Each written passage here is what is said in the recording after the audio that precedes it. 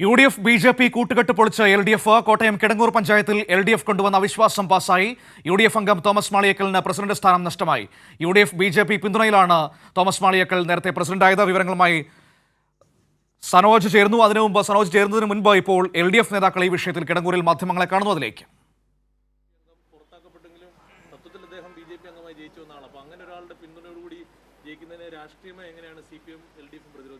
2023 ഇവിടെ ഈ ഭരണസമിതി BJP UDF അടങ്ങുന്ന ഭരണസമിതി അധികാരത്തിൽ വന്നത്. അധികാരത്തിൽ വന്ന സമയത്ത് പുതുപ്പള്ളി ഉപതെരഞ്ഞെടുപ്പ് നടക്കുന്ന ഘട്ടമായിരുന്നു. ആ സമയത്ത് കേരളത്തിലാകെ അത് വലിയ വിവാദമായ സമയത്ത് BJP അവരുടെ മെമ്പർമാരെ പുറത്താക്കിയതായിട്ട് ഒരു പത്രസമ്മേളനത്തിലും അതോടൊപ്പം തന്നെ പത്രവാർത്ത ഉൾപ്പെടെ വന്നു. അതിനുശേഷം നിലവിൽ ഇപ്പോൾ ഇടതുപക്ഷ ജനാധിപത്യ മുന്നണിക്ക് അനുകൂലമായി വോട്ട് ചെയ്ത ഗ്രാമപഞ്ചായത്ത് അംഗം BJPയുടെ ഭാഗമായി പ്രവർത്തിച്ചിട്ടില്ല എന്നുള്ളതാണ് ഞങ്ങളുടെ അറിവ്.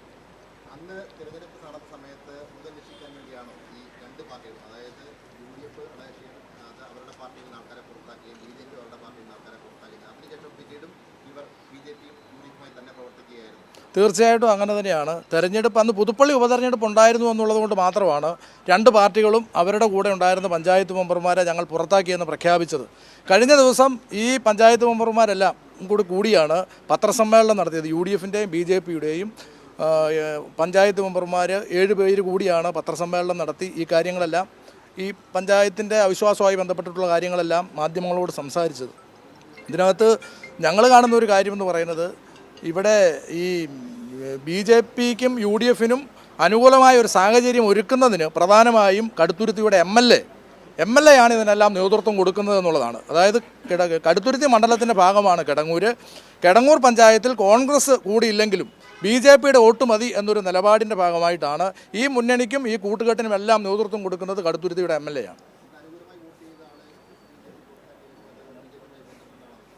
അതിനുശേഷം അദ്ദേഹം പഞ്ചായത്തിലെ എല്ലാ കാര്യങ്ങളിലും ഇടതുപക്ഷ പഞ്ചായത്ത് മെമ്പർമാരോടൊപ്പം നിന്ന് പഞ്ചായത്ത് ഭരണസമിതിക്കെതിരായിട്ടുള്ള നിലപാടുകൾ തുടർച്ചയായി സ്വീകരിക്കുന്ന ആളാണ്. കാരണം പഞ്ചായത്തിലെ വികസന പ്രവർത്തനങ്ങളെല്ലാം കഴിഞ്ഞ 1.5 വർഷക്കാലമായി മുടങ്ങിക്കിടക്കുന്നു എന്നുള്ളതാണ് പ്രശ്നം. അതുകൊണ്ട് തന്നെയാണ് ഇടതുപക്ഷ ജനാധിപത്യ മുന്നണി അവിശ്വാസ പ്രമേയം കൊണ്ടുവന്നത്.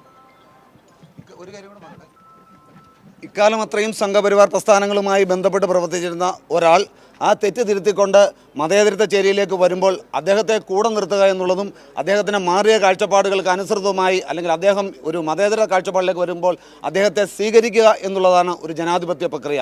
അതുകൊണ്ട് തന്നെ അദ്ദേഹം ഞങ്ങളുടെ ഇടതുപക്ഷവുമായി ബന്ധപ്പെട്ട് സഹകരിക്കുമ്പോൾ തീർച്ചയായും ഞങ്ങളങ്ങനെ അദ്ദേഹത്തെ അംഗീകരിച്ചുകൊണ്ട് തന്നെ മുമ്പോട്ട് പോകുവാനാണ് തീരുമാനിച്ചിട്ടുള്ളത്. മനു, അതാണ് ഇന്ന് ആണ് ഈ LDF അവിശ്വാസം കൊണ്ടുവരുന്ന ഒരു സാഹചര്യം ഉണ്ടായത്. ആ അവിശ്വാസമാണ് ഇപ്പോൾ പാസ്സായിട്ടുള്ളത്. ഇവിടുത്തെ പഞ്ചായത്തിൻ്റെ കക്ഷിതിനനുസരിച്ചിട്ട് മുൻപ് BJP UDF കൂട്ടുകെട്ടിൻ്റെ അടിസ്ഥാനത്തിലാണ് ഇവിടെ UDF അധികാരത്തിലേക്ക് വരുന്ന ഒരു സാഹചര്യം ഉണ്ടായത്. പുതുപ്പള്ളി നിയമസഭാ ഉപതെരഞ്ഞെടുപ്പ് നടക്കുന്ന വേളയിലായിരുന്നു ഇത്തരമൊരു അവിശുദ്ധ കൂട്ടുകെട്ടുണ്ടായത്. അന്ന് ഇത് വലിയ വാർത്തയാവുകയും UDFനും BJPക്കും നാണക്കേട് സൃഷ്ടിക്കുകയും ചെയ്തതിൻ്റെ കൂടി അടിസ്ഥാനത്തിലാണ് UDF അംഗങ്ങളും BJP അംഗങ്ങളും അവരുടെ പാർട്ടിയിൽ നിന്നും പഞ്ചായത്ത് അംഗങ്ങളെ പുറത്താക്കുന്ന സാഹചര്യമുണ്ടായത്. എന്നാൽ ഇതിലൊരു അംഗം, BJPയിൽ നിന്നും പുറത്താക്കിയ അംഗം പിന്നീട് BJPയുമായി ബന്ധം വിച്ഛേദിക്കുകയും അദ്ദേഹം സ്വതന്ത്ര നിലപാട് സ്വീകരിച്ച് മുന്നോട്ട് പോവുകയുമായിരുന്നു. അതിനുശേഷമാണ് ഇന്ന് അദ്ദേഹം ഇടതുപക്ഷം കൊണ്ടുവന്ന അവിശ്വാസത്തിന് അനുകൂലമായി വോട്ട് ചെയ്യാൻ തീരുമാനിക്കുകയും ഈ അവിശ്വാസം പാസ്സാവുകയും ചെയ്തിട്ടുള്ളത്. മനു. ശരി. സനോജ് സുരേന്ദ്രൻ കോട്ടയത്ത് കിടങ്ങൂരിൽ നിന്ന് വിവരങ്ങൾ നൽകിയത്.